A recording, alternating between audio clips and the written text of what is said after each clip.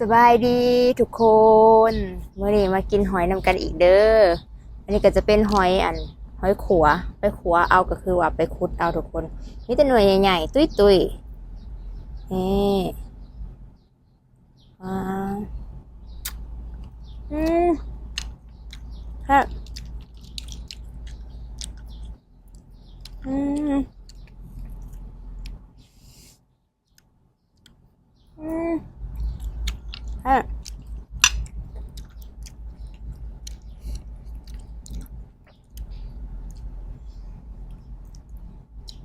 นี่อืม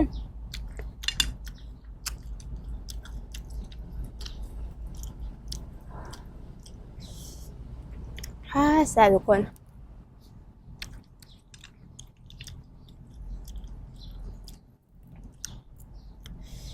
หอยนี่พี่หอยยามนี่มีแต่ขุดเอาจังแซ่บทุกคน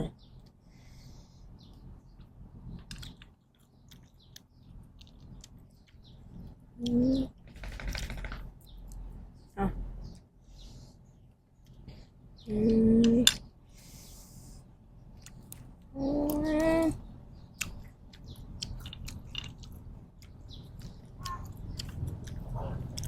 นี่แต่หน่วยใหญ่ๆอืมอืม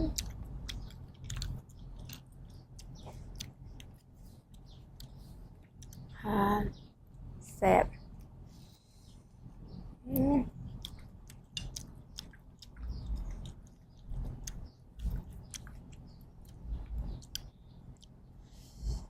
อืม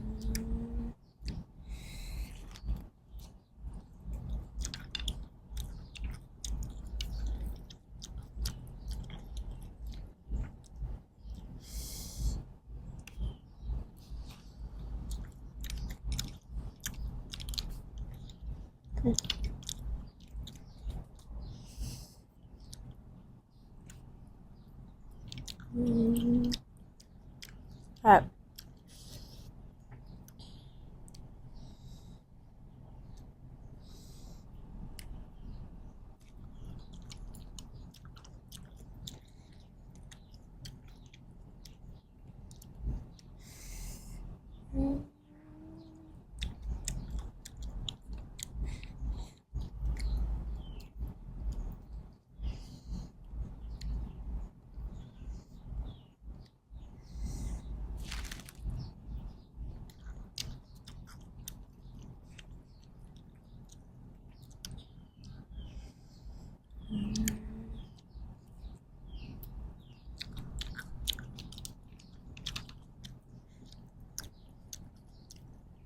มื้อนี้จะกินกับแจ่วหมักเพชรทุกคนเด้อ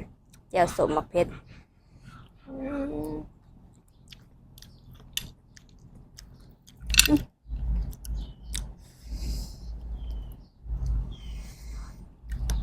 อืม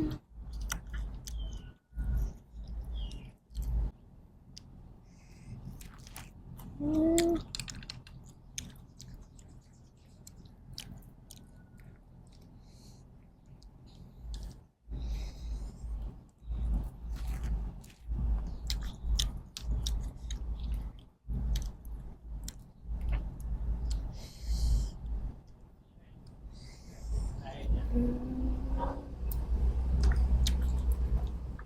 ครับ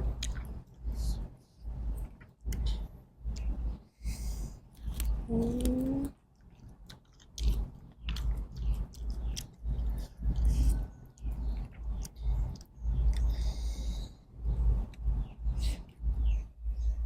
อืม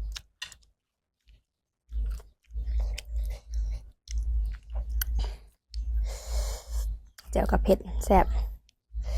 ทั้งเผ็ดทั้งแซ่บกินแบบเผ็ดๆเลยจังแซ่บ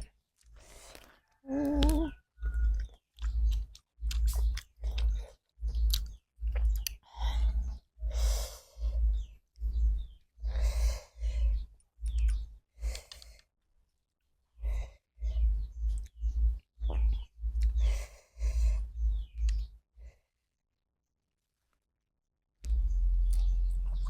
อืม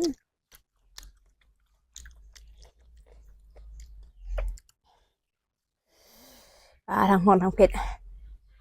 อากาศก็ร้อนเผ็ดก็เผ็ด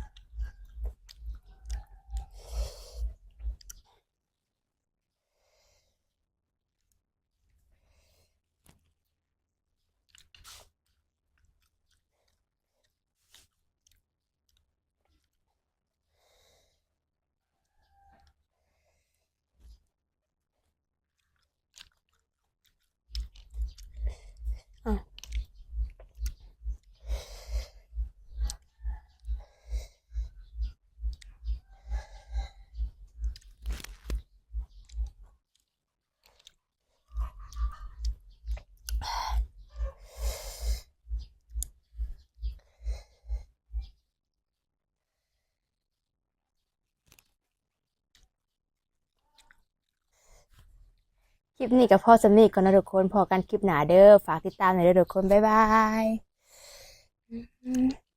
แซ่บเผ็ดมีทั้งแซ่บแล้วก็บ่เผ็ด